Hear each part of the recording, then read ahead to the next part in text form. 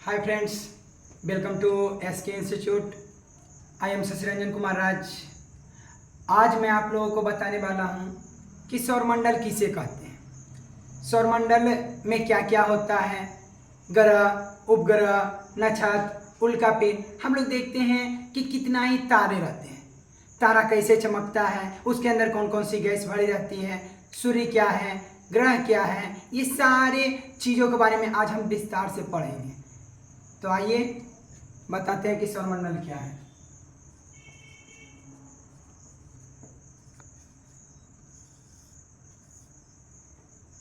अब आप लोगों को लग रहा होगा कि सौरमंडल ही सबसे बड़ा चीज़ है कि उससे भी बड़ा होता है। तो हाँ, सौरमंडल से भी बड़ा कुछ होता है जिसको हम लोग कहते हैं अंतरिक्ष। अंतरिक्ष से भी बड़ा होता है ब्रह्मांड। अब ब्रह्मांड क्या है, तो ब्रह्मांड देखिए किसे कहते हैं।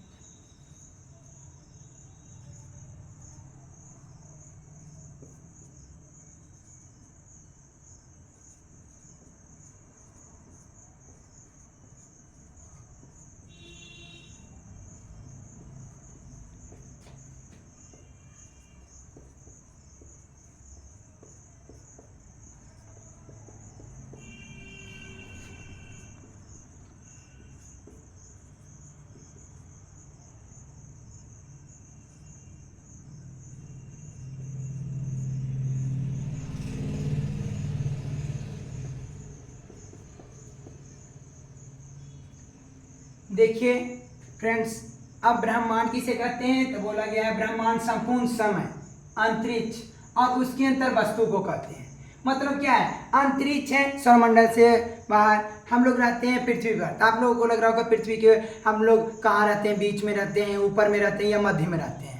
तो बता देता हूँ आप लोगों की जानकारी के लिए कि पृथ्वी के हम लोग ऊपरी सतह पर रहते हैं, जिसको हम लोग कहते हैं भूपर पट्टी। क्योंकि आपको पता होगा कि पृथ्वी के 3 परतें होती हैं।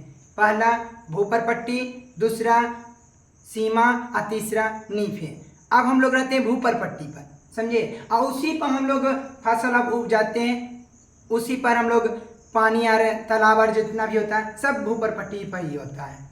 अब देखते हैं कि यहाँ डाला हूं मैं कि अंतरिक्ष। अब आप लोगों को लग रहा होगा कि अंतरिक्ष किसे कहते हैं, ब्रह्मांड तो बता दिए, लेकिन अब अंतरिक्ष क्या होता है। तो चलिए देखते हैं कि अंतरिक्ष किसे कहते हैं।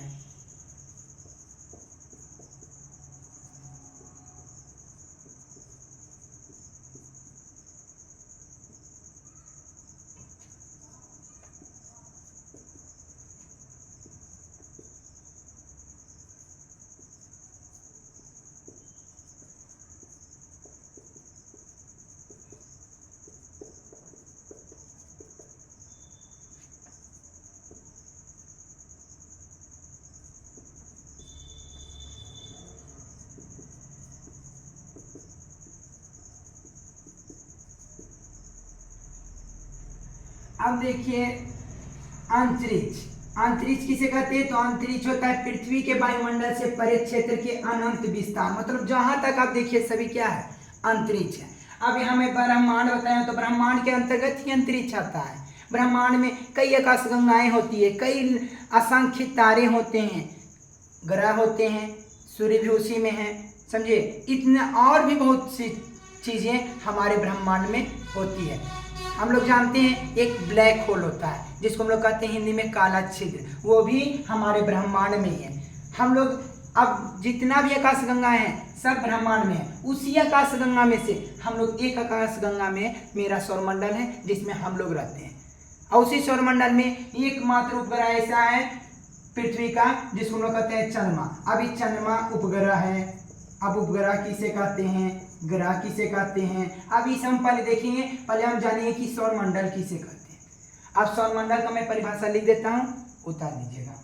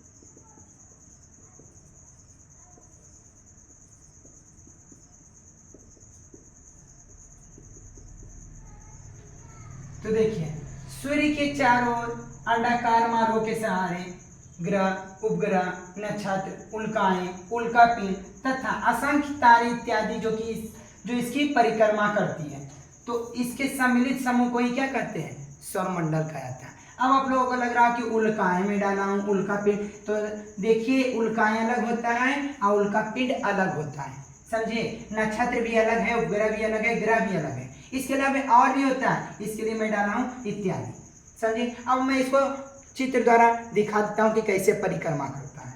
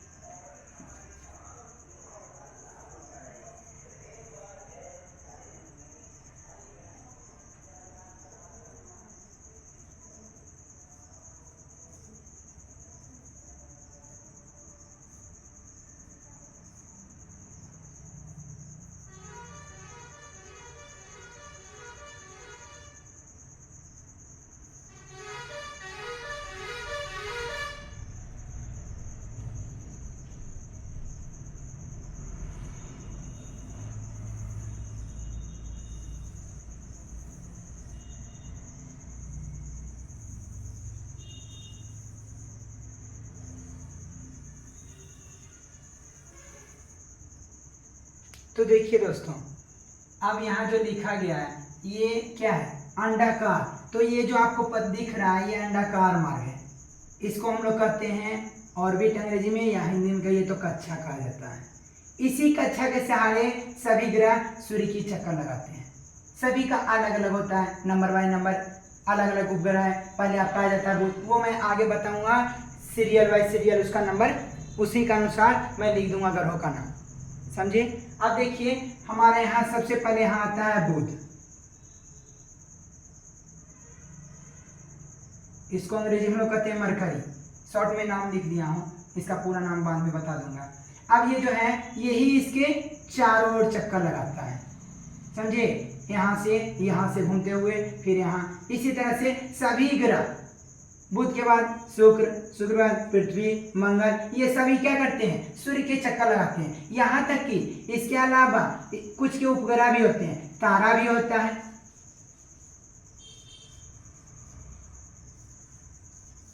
तारे भी हैं, असंख्य तारे हैं जो कि सौरमंडल में उपस्थित है। और सभी सूर्य, अब सूर्य है, सूर्य भी अपना स्थान पर घूमता है, सब ग्रह भी घूमता है, सूर्य भी अपने स्थान पर घूमता है, यहाँ तक कि सूर्य भी चक्कर लगाता है, समझिए? आपको नहीं पता होगा कि सूर्य कैसे घूमता है, भाई दिन रात कैसे होता है, तो आज हम सभी के बारे में जान लेंगे सौरमंडल के अंतर्गत, सभी जाने कि क्या होता है। अब देखिए इसमें मैं लिखा हूं उपग्रह, ग्रह, तो ग्रह में डाल दिया उपग्रह। अब उपग्रह होता है जो कि ग्रह का चक्कर लगाता है, अग्रह जो कि सूर्य का चक्कर लगाता है। इसके बारे में डिटेल में बता दूंगा कि ग्रह किसे कहते हैं, उपग्रह किसे कहते हैं। इसके अलावा इसमें नक्षत्र भी है। आई होप आप लोग समझ गए होंगे कि क्या है सौरमंडल, दिखा दिया हूँ, दर्शा दिया हूँ चित्र के अनुसार, समझ रहे होंगे। सभी इसी का क्या करते हैं? चक्कर लगाते हैं, यहाँ से यहाँ, यहाँ से यहाँ करके अंडाकार मार्ग, गोल मार्ग नहीं होता है, जब भी होगा अंडाकार मार्ग होगा। आइए अंडाकार मार्ग को ही हम लोग कक्षा कहते हैं। आइए अपना स्थान पर जो घूमता है उसको हम लोग अक्ष कहते हैं। कोई भी ग्रह जो अपना स्थान पर एक बार चारों ओर घूम जाएगा उसको हम कहेंगे अक्ष, और जो सूर्य के चारों ओर घूमेगा तो उसको हम लोग कहेंगे कक्षा या कक्ष कहेंगे, कक्ष, कक्ष या कक्षा ऐसे भाषा में, या अक्ष कहेंगे। अब जानते हैं कि ग्रह किसे कहते हैं।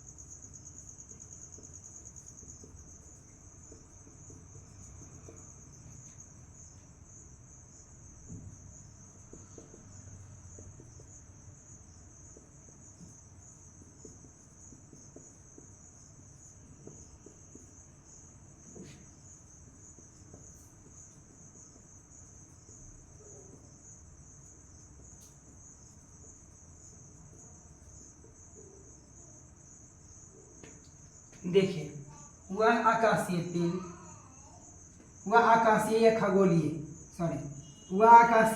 या खगोलीय पिंड जिसका स्वयं का प्रकाश नहीं होता है तथा जो सूर्य का परिक्रमा करता है उसे हम लोग ग्रह कहते हैं।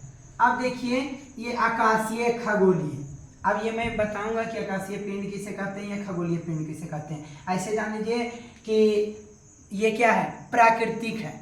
आकाशीय पिंड या खगोलीय पिंड प्राकृतिक है जो कि वायुमंडल हम लोग ब्रह्मांड में पाया जाता है या सौरमंडल में पाया जाता है, जिसके बनाने में मनुष्य का किसी प्रकार का हाथ नहीं होता। ये प्राकृतिक ही होते हैं, प्राकृतिक रूप से ही बने होते हैं, इसे मनुष्यों ने नहीं बनाया है।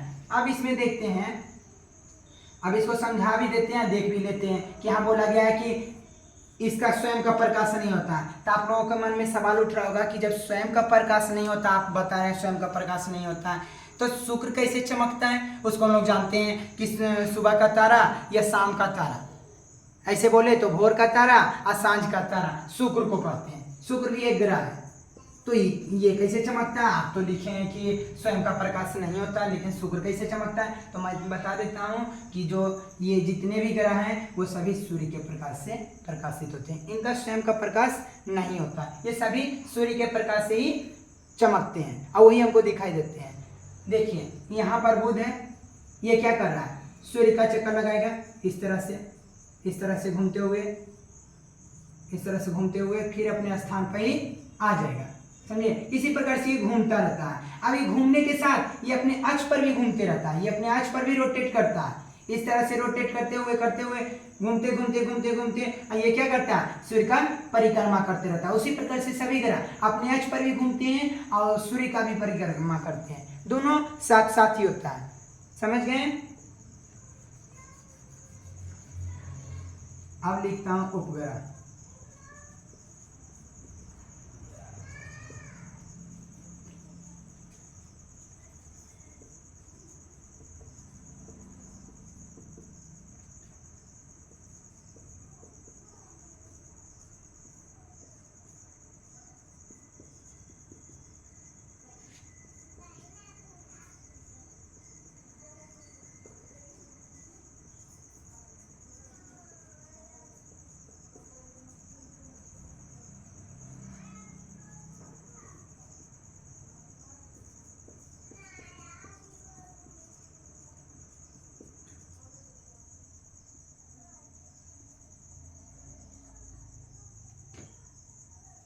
ये देखिए उपग्रह, वह लघुआकार का खगोलीय पिंड जो ग्रहों का चक्कर आता है उसे हम लोग क्या कहते हैं? उपग्रह। अब ग्रह से छोटा होता है उपग्रह, इसको हम लोग अंग्रेजी में सैटेलाइट भी कहते हैं।